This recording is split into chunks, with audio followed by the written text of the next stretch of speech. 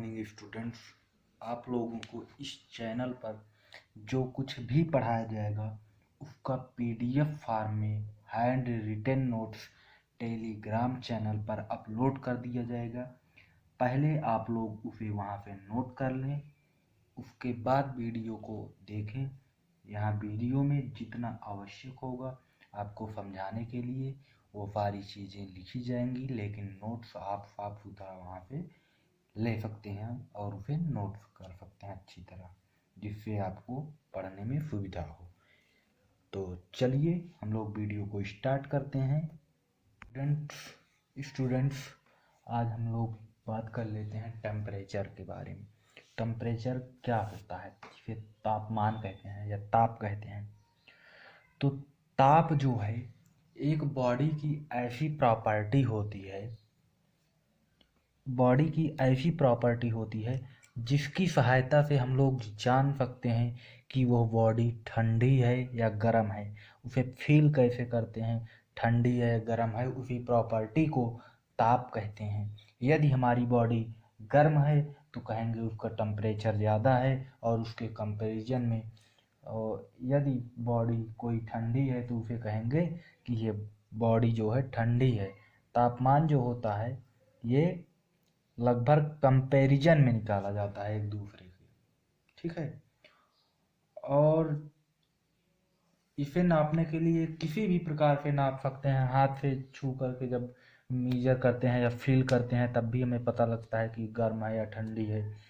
उसके पश्चात जैसे हो गया विभिन्न प्रकार की डिवाइसेज हैं टेम्परेचर को चेक करने के लिए, उससे भी हम लोग चेक कर सकते हैं, जैसे कि थर्मामीटर हो गया, उससे भी यही टेम्परेचर ही मापा जाता है। और टेम्परेचर की दूसरी डिफिनीशन का एक नॉर्मल डिफिनीशन तो यही होती है, the hotness and the temperature is, मतलब temperature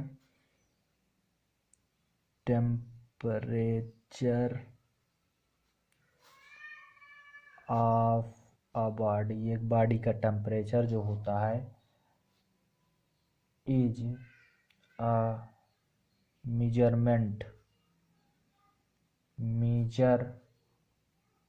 of the hotness and coldness or coldness, ठीक है, ऑफ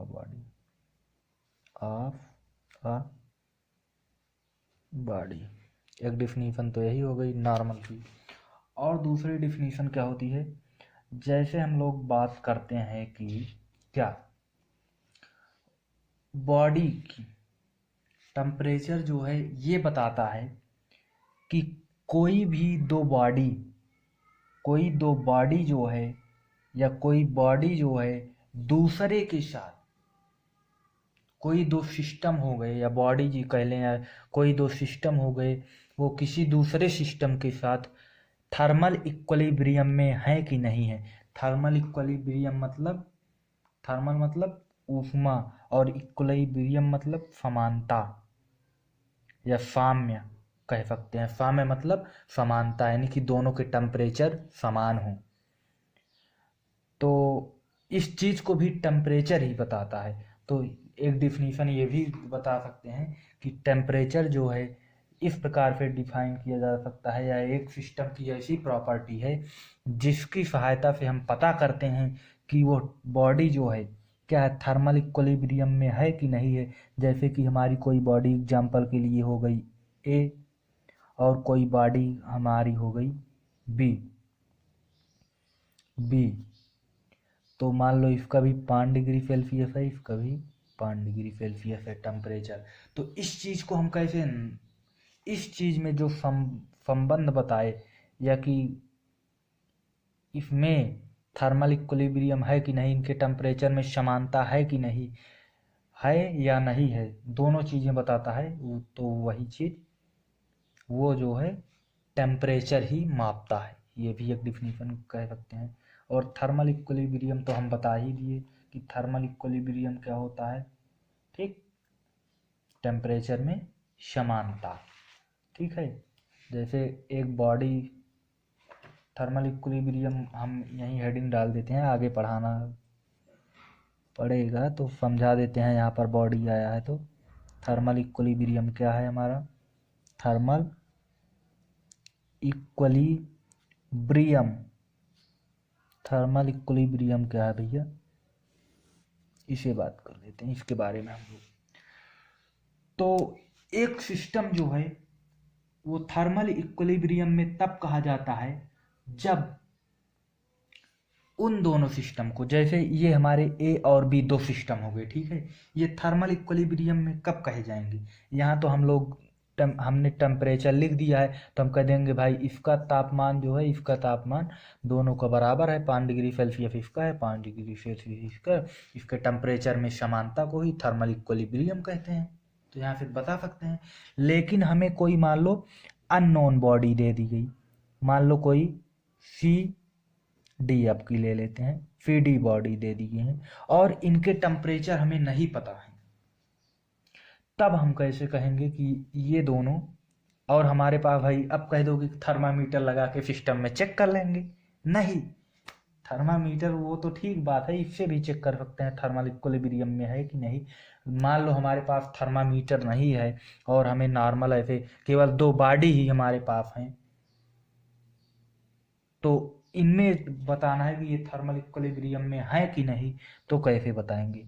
अब कह दो छू के बताएंगे, छू के कैसे बताएंगे भाई, छू के नहीं बता सकते इसको ना, थोड़ा बहुत अंतर होगा अगर दोनों के टेम्परेचर में, तो हम हाथ से कहाँ बता पाएंगे, एग्जैक्ट हाथ से थोड़ी पता कर पाते हैं। तो हम क्या करेंगे, इन दोनों बॉडी को क्या करेंगे, साथ में रख देंगे भाई, ऐसे ऐड करके दोनों को संपर्क में रख देंगे, संपर्क में करके दोनों को रख देंगे, और जब इन दोनों के बीच में ये बॉडियां जो हैं, इनके बॉडी के बीच में और सराउंडिंग के बीच में, सिस्टम और सराउंडिंग के बीच में हीट ट्रांसफर होती है, ट्रांसफर होती है तो उसे थर्मल इक्विलिब्रियम में कहेंगे, ट्रांसफर होती है तब थर्मल इक्विलिब्रियम में नहीं है, अगर नहीं ट्रांसफर होती है तो थर्मल इक्विलिब्रियम में है। यहाँ पर जैसे ये दो सिस्टम दिए गए हैं, तो यहाँ पर हम कह देंगे जब इनको दोनों को मिलाएंगे तो इस सिस्टम और इस सिस्टम के बीच में अगर ऊष्मा का आदान प्रदान होता है, टेम्परेचर का आदान प्रदान होता है, तब ये, जैसे हम लिख सकते हैं नो थर्मल इक्विलिब्रियम, नन, इसको ऐसे लिख लेते हैं नन थर्मल इक्विलिब्रियम, ठीक है। ये कब कहेंगे कि थर्मल इक्विलिब्रियम में नहीं है बॉडी, जब टेम्परेचर या तापमान का आदान प्रदान ना हो किसके बीच में ना हो, इन दोनों बॉडी के बीच में, ठीक है, तो थर्मल इक्विलिब्रियम में कही जाएगी, ठीक। और एक सिस्टम, अगर कोई एक ही सिस्टम है और थर्मल इक्विलिब्रियम, इसको काट देते हैं, अगर यहाँ ये ना हो और इसे क्या कहेंगे थर्मल इक्विलिब्रियम में, ठीक है। थर्मल इक्विलिब्रियम में कब कही जाएंगी, जब इसी का आदान प्रदान टेम्परेचर का क्या हो, टेम्परेचर ट्रांसफॉर्म हो, क्या हो, ट्रांसफॉर्म हो, टेम्परेचर का यानी कि आदान प्रदान हो इन दोनों के बीच में। अब मान लो हमें कोई एक बॉडी दे दी जाती है,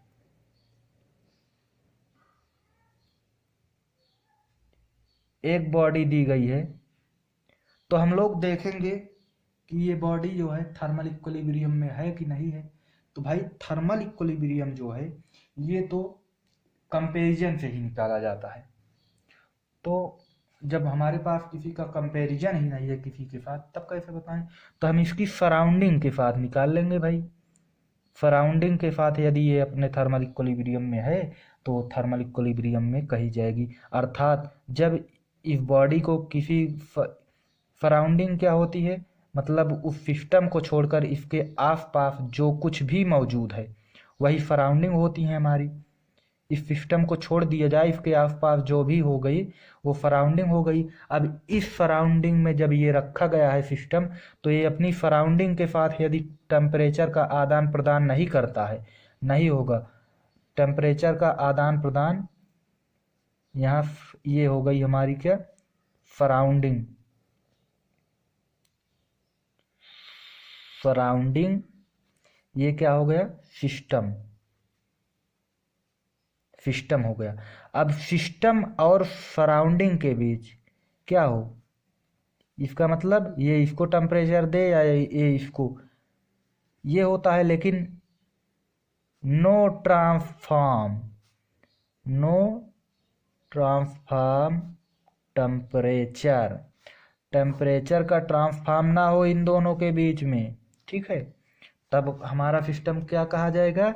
तब हमारा सिस्टम जो है, जब ना हो ऐसा सराउंडिंग के साथ सिस्टम में टेम्परेचर का आदान प्रदान या ट्रांसफॉर्मेशन ऑफ टेम्परेचर, तो उसे कहेंगे हम लोग थर्मल इक्विलिब्रियम में, टीई, थर्मल इक्विलिब्रियम में हम लोग कहेंगे, ठीक है। जब टेम्परेचर का आदान प्रदान ना हो तो उसे थर्मल इक्विलिब्रियम में कहेंगे। आगे हम लोग बात कर लेते हैं इसकी कुछ प्रॉपर्टीज आती हैं सिस्टम की हमारी। तो इसमें से कुछ प्रॉपर्टीज आती हैं, तो पहली प्रॉपर्टी हम लोग डिस्कस कर लेते हैं, माइक्रोस्कोपिक। Microscopic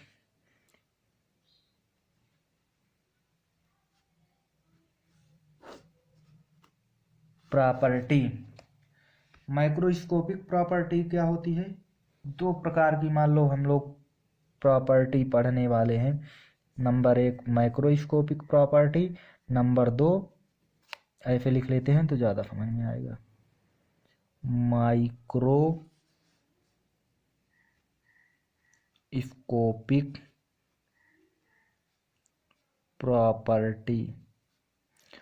property.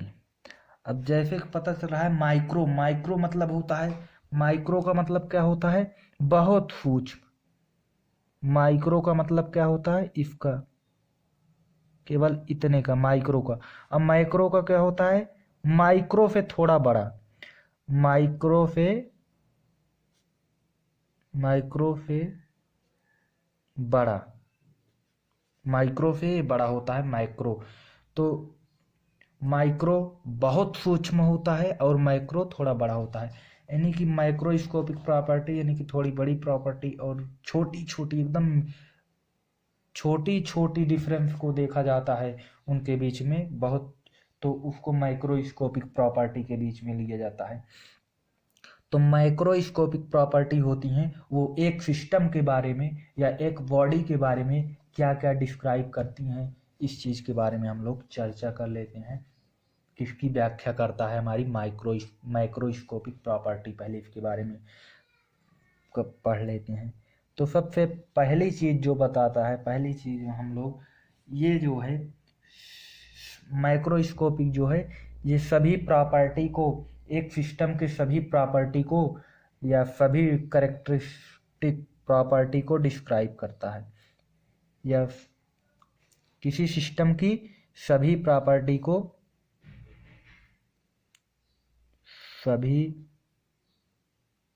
प्रॉपर्टी को डिस्क्राइब करता है। क्या करता है, डिस्क्राइब करता है। नंबर दूसरी प्रॉपर्टी क्या होती है, दूसरी प्रॉपर्टी होती है कि इसे जो है हम लोग लैब में क्या कर सकते हैं, मेजर कर सकते हैं, लैब में माप सकते हैं, ठीक है। नंबर तीसरी प्रॉपर्टी क्या होती है कि can be directly by sense, ये हमारे डायरेक्टली, ये हम अपने माइंड से क्या कर सकते हैं, फील कर सकते हैं इसको, फील कर सकते हैं। ठीक है, इसे हम क्या कर सकते हैं, अपने माइंड के द्वारा फील कर सकते हैं। तो ऐसी प्रॉपर्टियाँ माइक्रोस्कोपिक प्रॉपर्टी कहलाती हैं। जैसे प्रेशर हो गया, दोनों की प्रॉपर्टी लिखा देते हैं, तो बाद में समझाते हैं, बाद में आपको दिखेगा।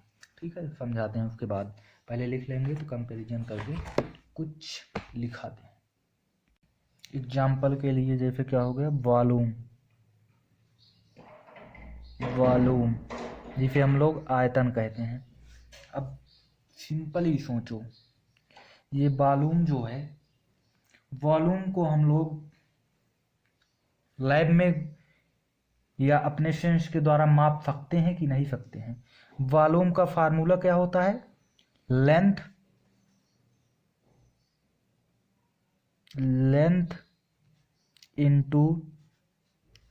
इंटू विड्थ, मतलब लंबाई, इंटू चौड़ाई, विड्थ इंटू हाइट। अब देखो, ये जो है लेंथ हम लोग माप सकते हैं इसको कि नहीं, नॉर्मली लैब में, लैब का मतलब फीता उता अपने पास हो, जैसे फीता हो या मीटर स्केल हो, कुछ भी, तो लेंथ नाप सकते हैं, विड्थ नाप सकते हैं, हाइट नाप सकते हैं। तीनों को नाप करके या माप करके, तो जब लोग हम तीनों को मल्टीप्लाई कर देंगे तो वही हमारा क्या हो जाएगा, वॉल्यूम हो जाएगा।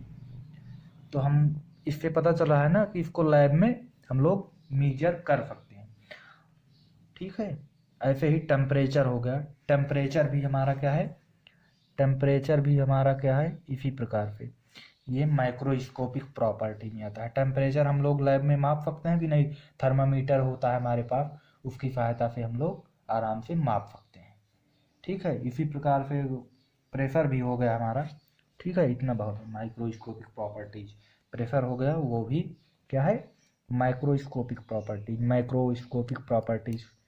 ठीक, प्रेशर को भी माप सकते हैं। प्रेशर बराबर P इक्वल टू क्या होता है, F अपान ए, ठीक, फोर्स अपान एरिया। ठीक है, तो ठीक इसी प्रकार से अब हम लोग देख लेते हैं माइक्रोस्कोपिक प्रॉपर्टीज क्या होती हैं। पहली प्रॉपर्टीज में देखते हैं, ये जो है सिस्टम के इंटरनल स्ट्रक्चर को डिस्क्राइब करता है। किसको, इंटरनल आंतरिक संरचना, इंटरनल स्ट्रक्चर को क्या करता है, डिस्क्राइब करता है। और दूसरा क्या करता है, ये इसे डायरेक्टली, इसमें क्या कहे थे, इसे लैब में माप सकते हैं, लेकिन इसे डायरेक्टली उसमें लैब में नहीं माप सकते। Can not be measured,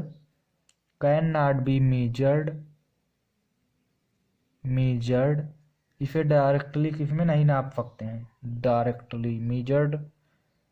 directly lab में डायरेक्टली इसे माप नहीं सकते हैं। लेकिन डायरेक्टली मतलब आसानी से जो सिस्टम हमारे पास अब उपलब्ध होते हैं उसकी सहायता से नॉर्मल सिस्टम की हम नहीं माप सकते हैं। और तीसरा क्या होता है, कैन नॉट डायरेक्टली एक्सपीरियंस, और इसमें क्या बताए थे, अपनी माइंड से फील कर सकते हैं। इसे अपने माइंड की सहायता से नॉर्मली हम फील नहीं कर सकते हैं। माइंड से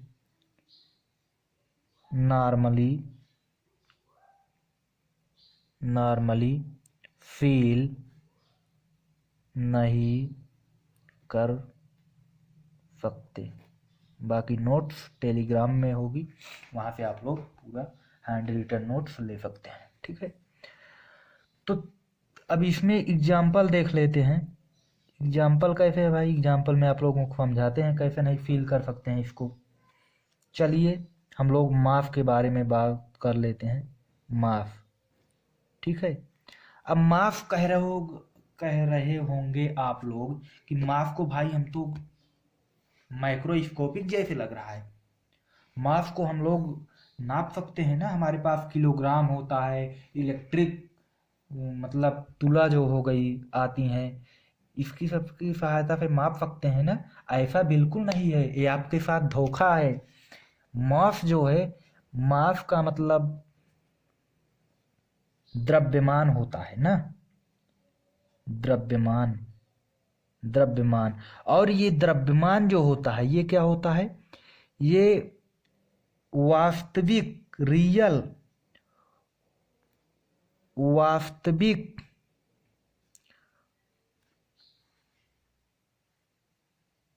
वास्तविक मास होता है, वास्तविक वेट होता है जिसे कह लेते हैं, ठीक, वेट ऑफ द सिस्टम या बॉडी, जो भी कह लें, ये सिस्टम का क्या होता है, वास्तविक वेट होता है, मास। इसको हम लोग लैब में नॉर्मली नहीं माप सकते हैं। कैसे नहीं माप सकते हैं, आइए आपके डाउट को क्लियर करते हैं, तो आपको समझ में आ जाएगा। अब भैया हम लोग जो मापते हैं इलेक्ट्रिक तुला पर या तराजू वराजू लेके, तराजू जो लेके तौलते हैं वो क्या है भैया फिर, जब हम लोग इसे नहीं मापते हैं तो वो क्या है, तो आइए हम बताते हैं वो क्या है। वो वेट है। वेट आप लोगों ने सुना है कि नहीं, वो वेट है। अब वेट क्या होता है भैया, ये हम कैसे जाने मास और वेट में क्या अंतर है। जब मास और वेट में अंतर ही नहीं पता रहेगा, वेट क्या होता है, जिसे भार हम लोग कहते हैं, क्या कहते हैं, भार। भार क्या होता है, भार होता है वास्तविक मास, या मास जिसे नॉर्मली कह सकते हैं हम लोग, mass of the body, of the body या सिस्टम, प्लस जी, जो कि जी क्या है, पृथ्वी का ग्रेविटेशनल फोर्स है।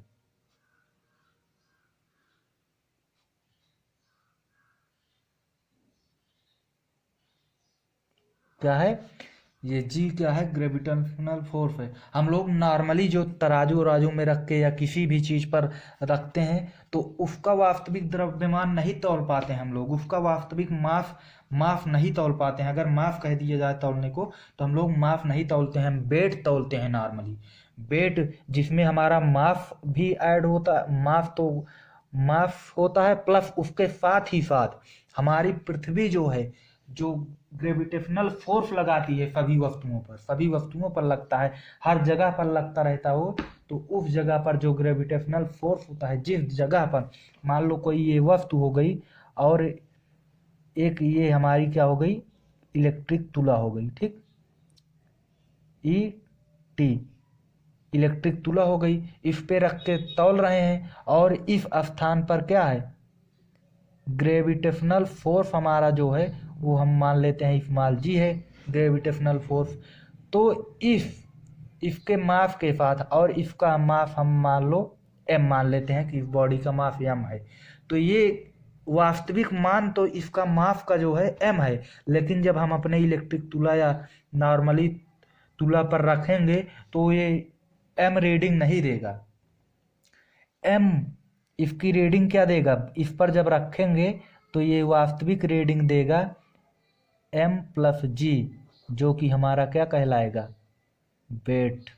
इसमें देख रहे हैं कि इसके मास के साथ साथ क्या जुड़ा हुआ है, ग्रेविटेशनल फोर्स जी भी जुड़ा हुआ है। उस स्थान का जो जी है, ग्रेविटेशनल फोर्स जो है उस स्थान का, वो भी उस मास के साथ जुड़ा हुआ है। तो हम उम्मीद करते हैं कि आप लोगों को समझ में आ गया होगा कि माइक्रोस्कोपिक प्रॉपर्टी क्या होती है, ठीक है, समझ में आया। अगर नहीं आया तब भी कमेंट बॉक्स में बताइएगा या टेलीग्राम पर भी पूछ सकते हैं। और इसी प्रकार से मोमेंटम भी हमारा हो गया, इस एग्जाम्पल से समझ में आ गया होगा ना। तो और भी एग्जाम्पल देख लेते हैं। दूसरा एग्जाम्पल हमारा क्या होगा, मोमेंटम। तो बहुत ज़्यादा चर्चा ना करते हुए अब समझ में आ गया होगा कैसे है। इसी प्रकार से हमारा मोमेंटम भी हो गया। और हमारा थर्ड एग्जाम्पल क्या हो गया, वेलोसिटी, वेलोसिटी, ठीक। समझ में आया। आगे हम लोग बात कर लेते हैं किसकी, थर्मोडायनेमिकल सिस्टम की।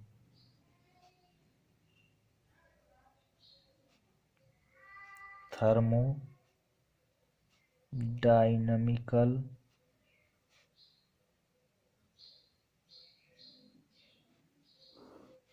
सिस्टम। थर्मोडायनेमिकल सिस्टम क्या होता है? ऐसा सिस्टम तो जैसे पहले हम लोग इसमें बात कर लेते हैं, ऐसा सिस्टम छोड़ो, पहले ऐसा इसमें बात कर लेते हैं, इसके बारे में कुछ समझ लें, ज़्यादा अच्छा समझ में आएगा। थर्मोडायनेमिकल लिखा है ना सिस्टम, थर्मोडायनेमिकल मतलब इसमें कुछ लग रहा है कि हीट है भाई, थर्मोडायनेमिकल पूरा हीट के बारे में पढ़ेंगे ही। तो ऐसा सिस्टम जिसमें जो है हीट का आदान प्रदान हो, कंपलसरी हो, या तो आदान प्रदान का मतलब जैसे कोई वस्तु है या कोई सिस्टम है, सिस्टम बोल रहे हैं तो सिस्टम ही कर लें, थर्मोडायनेमिकल सिस्टम, कोई सिस्टम ये है, अगर ये सिस्टम अपने अंदर या तो टेम्परेचर ग्रहण कर सकता है, क्या कर सकता है, टेम्परेचर इन अंदर ले सकता है, या टेम्परेचर आउट कर सकता है। टेम्परेचर आउट का मतलब क्या हुआ, आउट का मतलब टेम्परेचर बाहर निकालना, अंदर टेम्परेचर इन का मतलब हुआ टेम्परेचर अंदर लेना। यदि कोई सिस्टम है ऐसा जो कि या तो टेम्परेचर अंदर ले सकता है या टेम्परेचर को आउट बाहर निकाल सकता है, दोनों में से कोई एक कंडीशन होनी चाहिए, या दोनों हो, ले भी सकता है और निकाल भी सकता है, तो ऐसे सिस्टम को हम लोग क्या कहेंगे, थर्मोडायनेमिकल सिस्टम। अगर ये दोनों प्रॉपर्टी में से कोई भी प्रॉपर्टी या दोनों प्रॉपर्टी हैं तो ऐसे सिस्टम को ही क्या कहेंगे, thermodynamical system, TDS, thermodynamical system कहेंगे, थर्मोडायनेमिकल सिस्टम TDS कहेंगे। ठीक है, आगे हम लोग बात कर लेते हैं, नोट्स ले लीजिएगा भाई वहाँ से, यहाँ से समझ में आ रहा है कि नहीं। आगे हम लोग बात कर लेते हैं, थर्मोडायनेमिकल सिस्टम की बात कर लिए,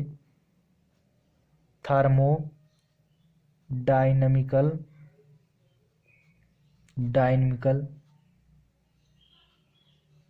इक्विलिब्रियम,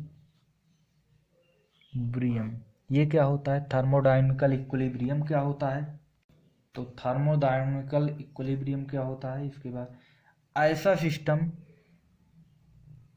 ऐसा सिस्टम जिसमें क्या हो, जिसमें जो क्या क्या रखता हो, थर्मल इक्विलिब्रियम, जिसमें क्या हो, जो सिस्टम थर्मल इक्विलिब्रियम भी रखता हो,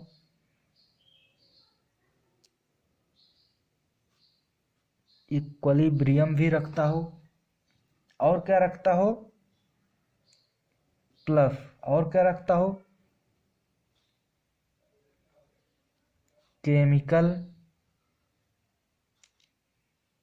इक्विलिब्रियम, और क्या रखता हो, थर्मल तो बता चुके हैं, केमिकल रखता हो, और क्या रखता हो, मैकेनिकल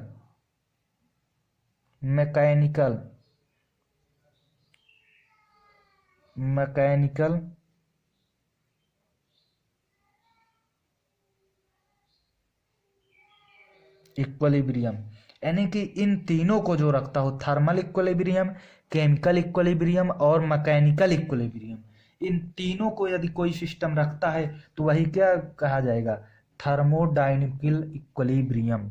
ठीक है, ये तो इसका एग्जाम्पल हो गया, मतलब डिफिनीशन हो गई।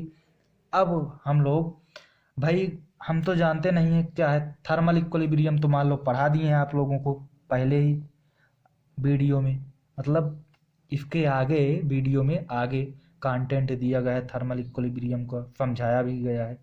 तो थर्मल इक्विलिब्रियम तो जानते हैं, वहाँ से आप लोग समझ गए होंगे क्या है, लेकिन केमिकल इक्विलिब्रियम और मैकेनिकल इक्विलिब्रियम अभी नहीं बताए हैं, तो फिर हम लोग केवल इसकी डिफिनीशन ही बात किए हैं। तो केमिकल इक्विलिब्रियम और मैकेनिकल इक्विलिब्रियम में हम लोग आगे की वीडियो में बात करेंगे, क्योंकि अब टाइम काफ़ी हो चुका है। तो इसके केमिकल इक्विलिब्रियम और मैकेनिकल इक्विलिब्रियम में हम लोग आगे बात करेंगे, तो फिर से एक बार लौट के इसको थर्मोडायनेमिकल इक्विलिब्रियम के बारे में चर्चा कर लेंगे, तो वहाँ से समझ में आएगा। तो यहाँ तक अगर कुछ नहीं समझ में आया है जो आज पढ़ाया गया है, तो उसको पूछ लीजिएगा, और हम लोग इसके बारे में, केमिकल इक्विलिब्रियम और मैकेनिकल इक्विलिब्रियम के बारे में आगे की क्लास में चर्चा करेंगे। धन्यवाद।